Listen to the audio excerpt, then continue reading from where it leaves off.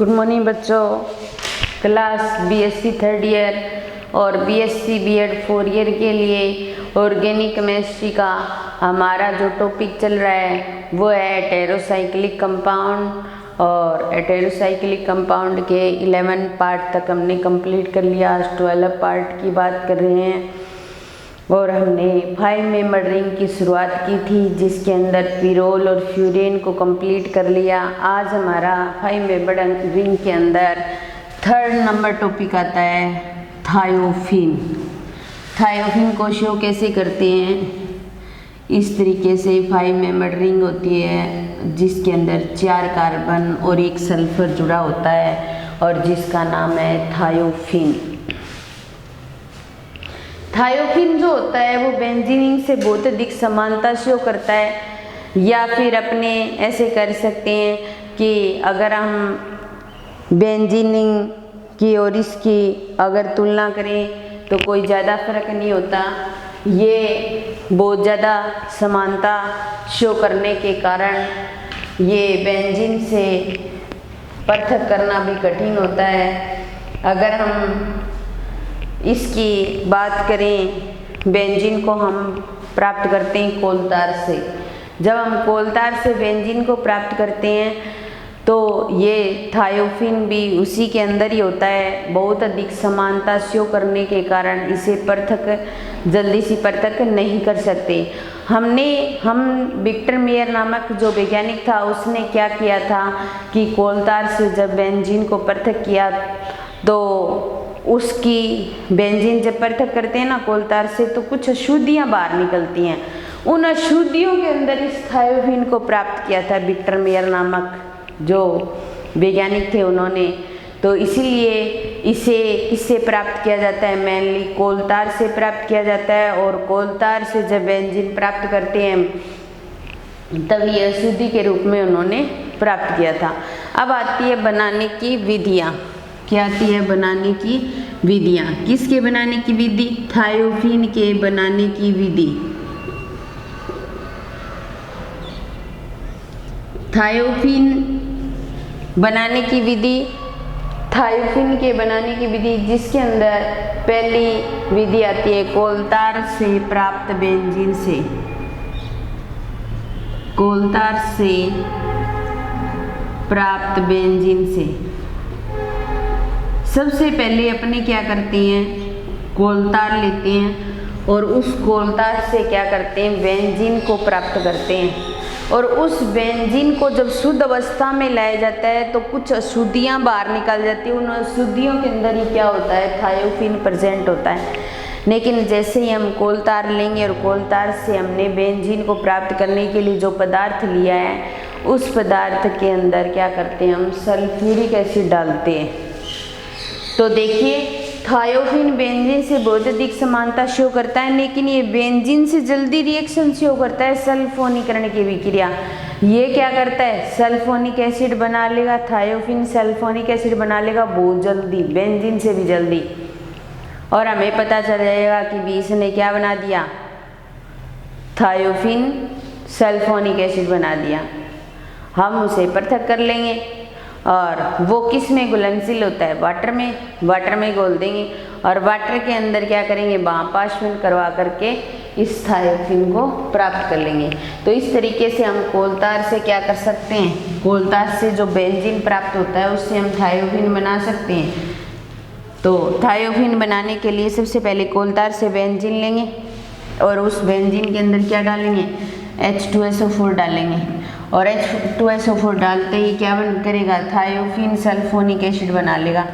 क्योंकि ये सल्फोनीकरण की जो विक्रिया है वो बेंजीन से जल्दी शो करता है तो थायोफिन सल्फोनिक एसिड बना लेगा। और ये क्या होता है? जल के अंदर घुलनशील होता है। जल के अंदर क्या होता है? घुलनशील होता है। घोल देंगे, ठीक है। और घोल करके क्या करेंगे? इस घुलनशील पदार्थ का क्या करवाएंगे? बाष्पीभवन करवाएंगे। और बाष्पीभवन करवाते हैं तो जल और थायोफिन होता है उसके अंदर, या थायोफिन सल्फोनिक एसिड होता है। ये अलग अलग टेम्परेचर पर वाष्प अवस्था में आते हैं और बाष्पीभवन करा करके हम क्या कर सकते हैं? थायोफिन प्राप्त कर सकते हैं।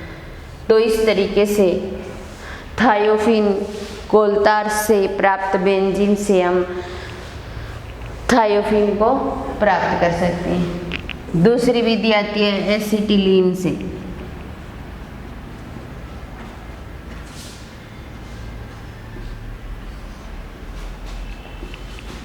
एसिटिलीन से या बोलो एल्काइन से, एक ही बात है, क्योंकि 2 कार्बन के एल्काइन को क्या बोला जाता है, एसिटिलीन बोला जाता है। ये हमारे पास में एसिटिलीन है, ट्रिपल बॉन्ड एसिटिलीन।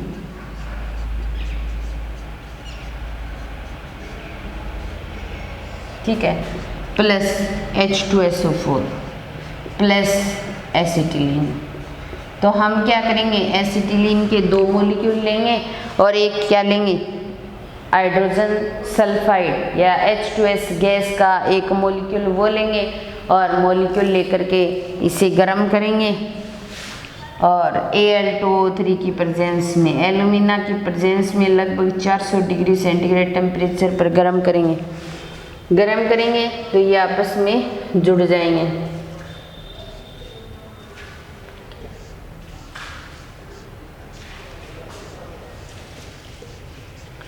और इनके साथ में क्या हो जाएगी, सल्फर जुड़ जाएगी।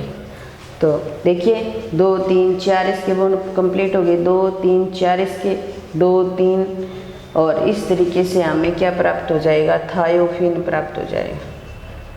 क्या प्राप्त हो जाएगा, थायोफिन। किससे, एसिटिलीन से। तो एसिटिलीन की जब हाइड्रोजन सल्फाइड या H2S के साथ रिएक्शन करवाते हैं एल्यूमिना की प्रेजेंस में 400 डिग्री सेंटीग्रेड टेम्परेचर पर, तो हमें क्या प्राप्त होती है, थायोफिन प्राप्त होती है।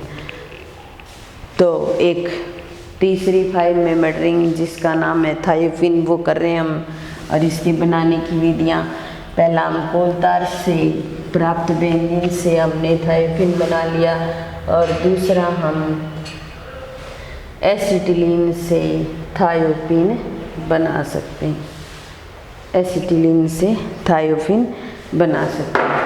तो ये हमारी थायोफिन की विधियाँ थी। और नेक्स्ट विधि आती है ब्यूटेन से।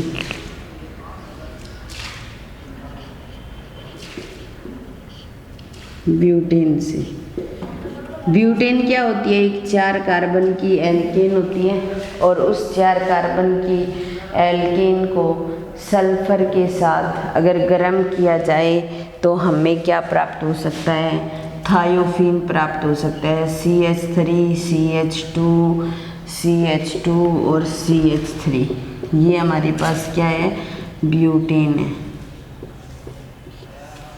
और ब्यूटेन के साथ सल्फर की रिएक्शन करवाएंगे, लगभग 600 डिग्री सेंटीग्रेड टेम्परेचर पर हम इसको गर्म करेंगे। गर्म करने पर CH डबल बॉन्ड CH और इसके साथ क्या जुड़ जाएगा, सल्फर, और क्या प्राप्त हो जाएगी, थायोफिन। अगर हम ब्यूटेन को सल्फर के साथ लगभग 600 डिग्री सेंटीग्रेड टेम्परेचर पर अगर हम गर्म करते हैं तो हमें क्या प्राप्त होती है, थायोफिन प्राप्त होती है। क्योंकि ब्यूटेन क्या करता है, सल्फर के साथ रिएक्शन करता है और रिएक्शन करके क्या करता है, थायोफिन बना सकता है। फिर उसके बाद में नेक्स्ट मेथड आता है सोडियम सक्सीनेट से।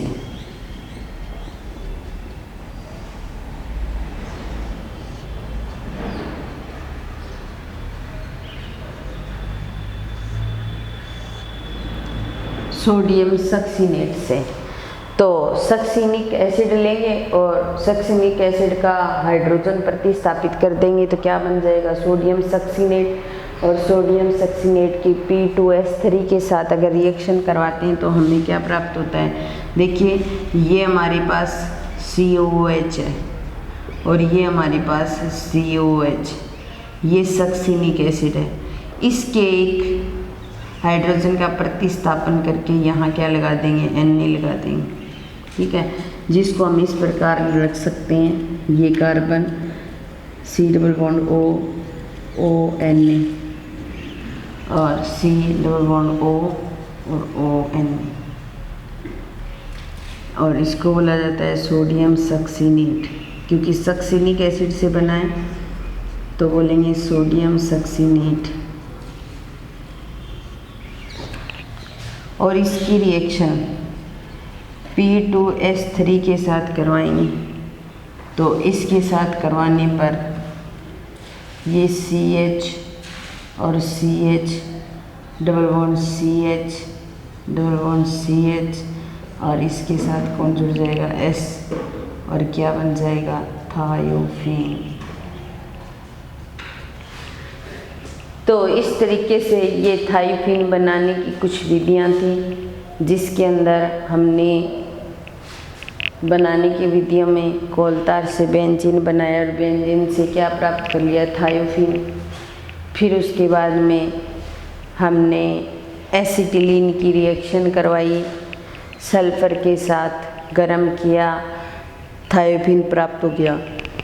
तीसरी मेथड के अंदर ब्यूटेन को सल्फ़र के साथ 600 डिग्री सेंटीग्रेड टेम्परेचर पर गर्म करते हैं तो थायोफीन प्राप्त होता है। सोडियम सक्सिनेट को P2S3 के साथ गर्म करते हैं, क्या प्राप्त होता है थायोफीन प्राप्त होता है। तो इस तरीके से ये 4 मेथड थे थायोफीन बनाने के, कंप्लीट हो गए।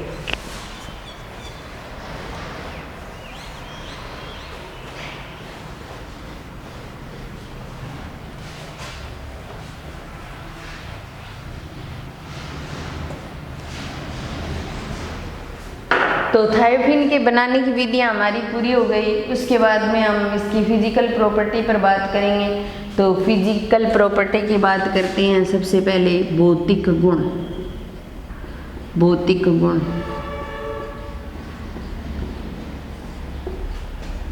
सबसे पहले यह एक रंगहीन द्रव है। क्या है? रंगहीन द्रव है, मतलब इसका कोई कलर नहीं होता।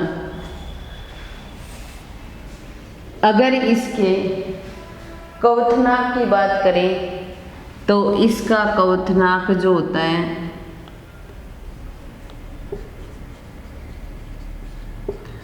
वो होता है 84 डिग्री सेंटीग्रेड टेम्परेचर।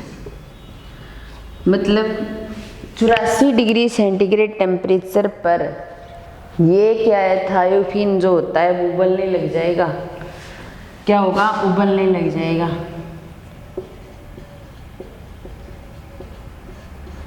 ठीक है। अगर इस थायोफीन को जल में घोल दिया जाए, मतलब जल के अंदर डालेंगे तो जल के अंदर क्या होगा, ये एविले होगा। और मैंने आपको एक मेथड करवाया था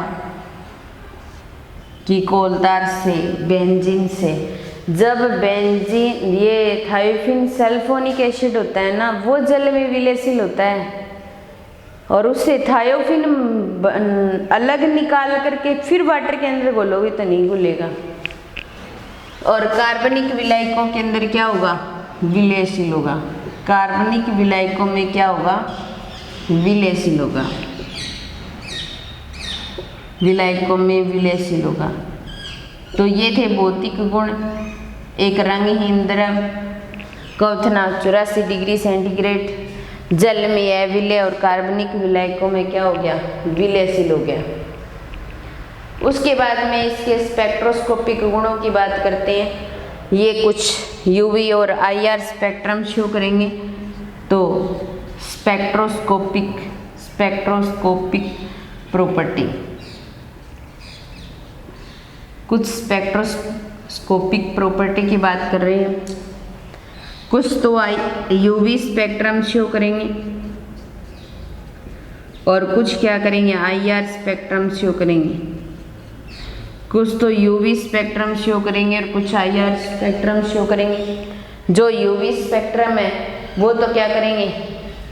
215 या 231 MU पर शो करते हैं और ये 3100 से 3000 सेंटीमीटर इनवर्स पर यूवी स्पेक्ट्रम के बैंड यहाँ पर प्राप्त होंगे हमें और आईआर स्पेक्ट्रम का बैंड यहाँ पर प्राप्त होगा। तो ये इसके थे स्पेक्ट्रोस्कोपिक गुण। तो अब हमने भौतिक गुण और स्पेक्ट्रोस्कोपिक गुणों की बात कर ली। अब हम बात करते हैं केमिकल रिएक्शन की।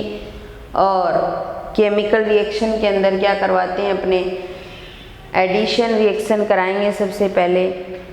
और एडिशन रिएक्शन जो होती है वो उत्प्रेरकों की उपस्थिति में होती है। तो अब हम बात करते हैं केमिकल रिएक्शन की।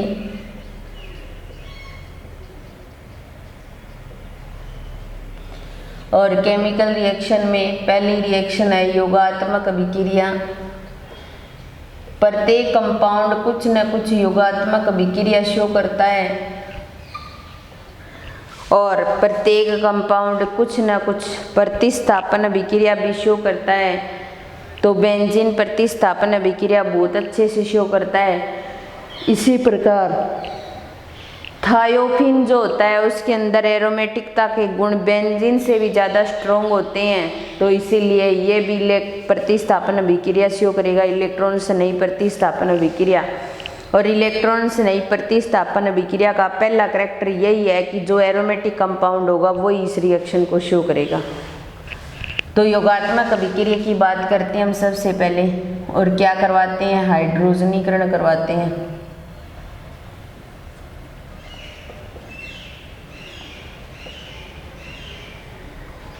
हाइड्रोजनीकरण करवाएंगे तो हाइड्रोजन के साथ रिएक्शन करवाएंगे।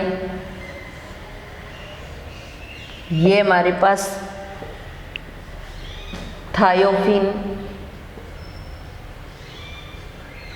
और थायोफिन की हाइड्रोजन के साथ रिएक्शन करवाएंगे पैलेडियम उत्प्रेरक की उपस्थिति में।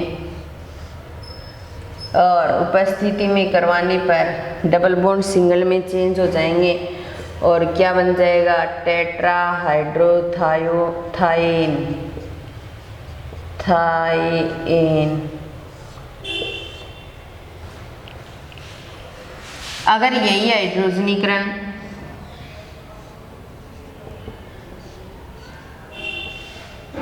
(4H2) के साथ रिएक्शन करवाई जाएगी और इस रिएक्शन को रानी निकल की प्रेजेंस में करवाया जाए तो ये किस में चेंज हो जाएंगे, ब्यूटेन। किस में चेंज हो जाएंगे भाई, ब्यूटेन में। तो योगात्मक अभिक्रिया का मतलब कुछ ना कुछ योग करना। और हाइड्रोजनीकरण करवा रहे हैं हम, तो हम क्या करवा रहे हैं, हाइड्रोजन का योग करवा रहे हैं। और हाइड्रोजन का योग करवा रहे हैं तो सबसे पहली रिएक्शन थायोफिन के हाइड्रोजन के साथ रिएक्शन करवा रहे हैं हम। और किसकी प्रेजेंस में, पैलेडियम उत्प्रेरक की प्रेजेंस में 4 हाइड्रोजन, एक यहाँ जुड़ जाएगा, एक यहाँ जुड़ जाएगा, एक यहाँ जुड़ जाएगा और एक यहाँ। डबल बॉन्ड किस में चेंज हो जाएंगे, सिंगल बॉन्ड में। और क्या बन जाएगा, टेट्रा हाइड्रोथाइन। क्या बन जाएगा भाई, टेट्रा हाइड्रोथायोइन। दूसरी रिएक्शन के अंदर वही थायोफिन लिया हमने, यहाँ पर क्या लिया है, वही थायोफिन लिया है और 4H2 के साथ रिएक्शन करवा रहे हैं। ये ग्रुप यहाँ से बाहर ही निकल जाएगा और कुछ हाइड्रोजन इसके साथ भी जुड़ेंगे H2S की फॉर्म में। 8 हाइड्रोजन है हमारे पास, 2 यहाँ जुड़ जाएंगे, एक यहाँ जुड़ गया, एक यहाँ जुड़ गया, 2 यहाँ जुड़ गए और 2 यहाँ जुड़ गए। तो 2 और 1 3 और 3 6, 8 हाइड्रोजन है। 2 हाइड्रोजन क्या होंगे, सल्फर के साथ जुड़ेंगे और हाइड्रोजन सल्फाइड के रूप में बाहर निकल जाएगा और हमें क्या प्राप्त हो जाएगा, ब्यूटेन और H2S बाहर निकल गया। तो ये थी योगात्मक अभिक्रिया। हाइड्रोजनीकरण करवाया हमने 2 प्रेजेंस में, एक पैलेडियम की प्रेजेंस में, एक रानी निकल की प्रेजेंस में। तो हमने थायोफिन से संबंधित बात कर ली। थायोफिन को बेंजीन के कोलतार जो होता है उसमें अशुद्धि के रूप में प्राप्त करते हैं। थायोफिन के अंदर एरोमेटिकता का गुण बेंजीन की तरह बहुत ज़्यादा होता है, बेंजीन से भी ज़्यादा होता है। और इसके बनाने की विधि कर ली, भौतिक गुणों में रंगीन द्रव का उतना 84 डिग्री जल में अविलय और कार्बनिक विलय कम विलयशील होता है। यूवी स्पेक्ट्रम का बैंड 215 से 231 पर प्राप्त होता है और ये 3100 से 3000 सेंटीमीटर इनवर्स पर योगात्मक अभिक्रिया के अंदर हाइड्रोजनीकरण करवाएंगे तो टेट्राहाइड्रोथेन प्राप्त होगा, और अगर हाइड्रोजनीकरण नानी निकल की प्रेजेंस में करवाते हैं तो हमें ब्यूटेन प्राप्त होगा। ये थी योगात्मक अभिक्रिया। उसके बाद में इलेक्ट्रॉन से नई प्रतिस्थापन अभिक्रियाओं के अंदर बहुत सारी रिएक्शन शो करता है, क्योंकि ये एरोमेटिक कंपाउंड है इसीलिए बहुत ज़्यादा प्रतिस्थापन अभिक्रियाएं शो करता है। वो हम नेक्स्ट क्लास में इलेक्ट्रॉन से नई प्रतिस्थापन अभिक्रिया को लेंगे। आज की क्लास तो यहीं समाप्त करते हैं। धन्यवाद।